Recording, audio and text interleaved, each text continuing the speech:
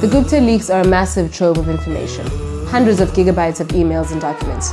It's information from right inside the Gupta empire, and it gives us insight into how they do business, how their companies fit together, and how they leverage their connections with high-level South African politicians in order to make off with enormous chunks of public money.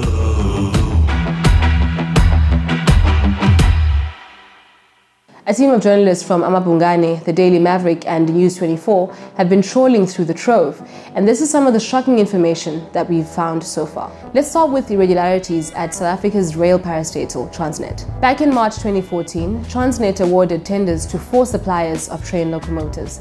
The manufacturer that won the lion's share of the tender was China South Rail.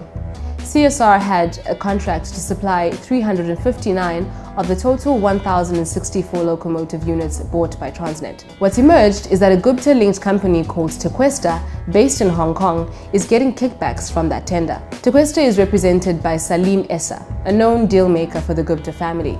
According to the contract, Tequesta shall be entitled to an advisory fee, 1/5 of the contract, landing at a cool 3.8 billion rand. Further evidence in the Gupta leaks shows Tequesta will get 5.3 billion rand on this and 2 other contracts. 5.3 billion rands. #blessed. Now, when Tequesta has no other obvious expertise for its advisory role except being connected to the Guptas, that starts to look like very serious evidence of corruption. Tequesta is just one example of a Gupta-linked company that's benefiting from government contracts. Another is Estina. In 2013, it emerged that the Free State government gave Estina a 99-year lease on a 4,400 hectare farm and promised over 300 million rand to set up a dairy to empower local farmers. 4,400 hectares land! All this happened without anyone else being allowed to tender for the project.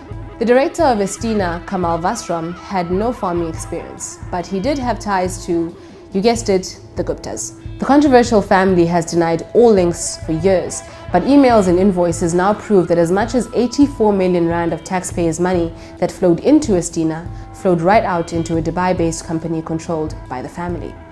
30 million of it was then used to pay for a lavish 4-day super wedding for Atul Gupta's niece, Vega.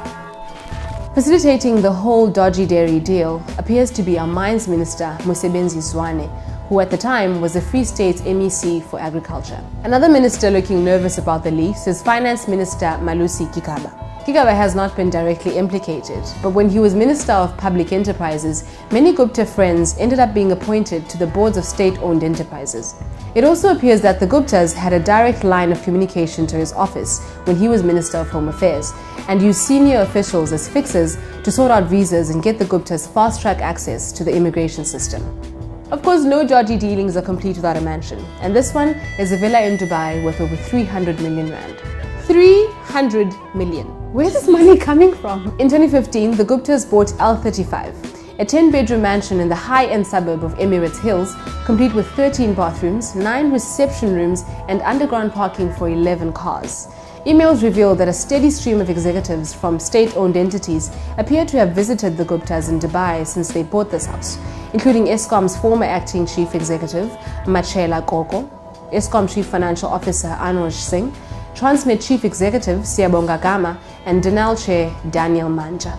Speculation has been rife that the house was bought for President Jacob Zuma. That's possible, but it's also possible that it's merely the Gupta's pad. So where is President Zuma in all of this?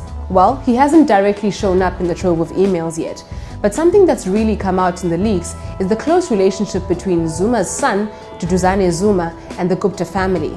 The pattern that's starting to emerge is one of an empire run by 3 brothers with tentacles creeping throughout the world.